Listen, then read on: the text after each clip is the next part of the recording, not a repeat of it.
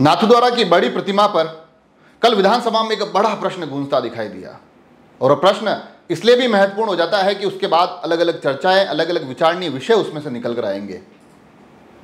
और वो प्रतिमा जो इन दिनों बड़ी विख्यात और बड़ी सुप्रसिद्ध है, जिसके शुभारंभ के समय एक आयोजनों की लंबी श्रृंखला चली थी, उन कार्यक्रमों का हिस्सा अनेक प्रभावशाली चेहरे हुए थे, तमाम राजनेता, बड़े बड़े चेहरे उन कार्यक्रमों का हिस्सा बनते देखे गए थे। परंतु अब आज वो प्रतिमा पुनः प्रश्नों के घेरे में है, और प्रश्न किसी और ने नहीं, उसी क्षेत्र के नाथद्वारा के विधायक विश्वराज सिंह मेवाड़ विधानसभा में उठाते दिखाई दिए। और उन सवालों की भाषा इतनी तल्ख, तेवर इतने तीखे कि सभी को इस विषय की तरफ खींच लेते हैं। बड़े स्पष्ट तौर पर वो कहते दिखाई दिए कि नाथद्वारा की पहचान एक उस मूर्ति से है जो हमें प्रेरणा देती है, मगर अब नाथद्वारा में एक बड़ी मूर्ति बनी है, वो मूर्ति नहीं, एक बद्दा मजाक है।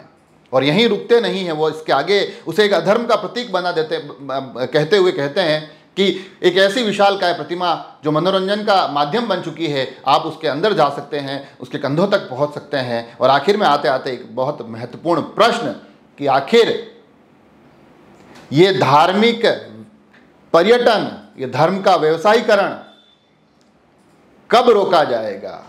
ये उचित या अनुचित, ये आखिर क्यों होने दिया जाता है?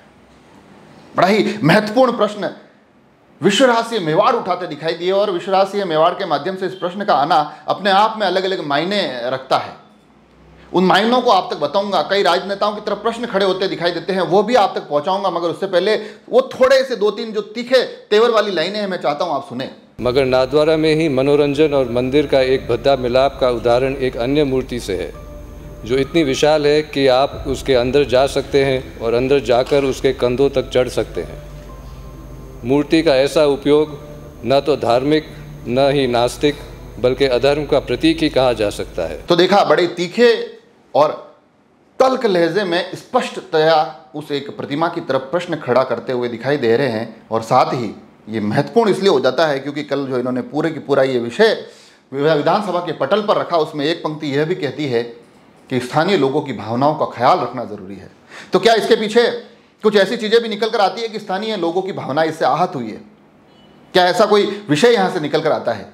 हालांकि जब उस प्रतिमा का निर्माण हुआ था, उस दौर में भी अलग अलग विवाद निकल कर आए थे कि लोग चप्पल पहनकर ऊपर चले गए थे, तमाम चीजें उस वक्त हुई थी। मगर अब पुनः उस प्रश्न का एक बार चर्चाओं में आना, अब यहां से लगता है कि ये जो एक प्रश्न उठा है कि धर्म का व्यवसायीकरण क्यों होने दिया जा रहा है और इसको क्या रोका जाएगा, उसके बाद क्या कुछ होता है, ये बड़े महत्वपूर्ण हो जाता है। क्योंकि जब ये प्रतिमा का अनावरण हो रहा था, जब ये तमाम चीजें चल रही थी उन आयोजनों के दौर में,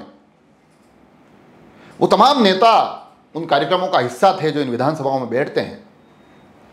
तो अगर आज ये प्रश्न उठ रहा है तो फिर प्रश्न यह भी उठता है कि उस दौर में यह सवाल क्यों नहीं सुनाई दिया?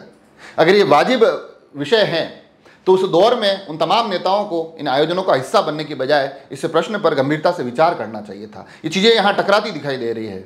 मगर सबसे महत्वपूर्ण जो देखने वाली बात होगी वो यह कि आगे आने वाले समय में, क्योंकि स्थानीय विधायक हैं, उनके समक्ष ये विषय हर रोज सामने आता दिखाई देगा, हर रोज। और ऐसी धार्मिक नगरी से विधायक है जो विश्वविख्यात है।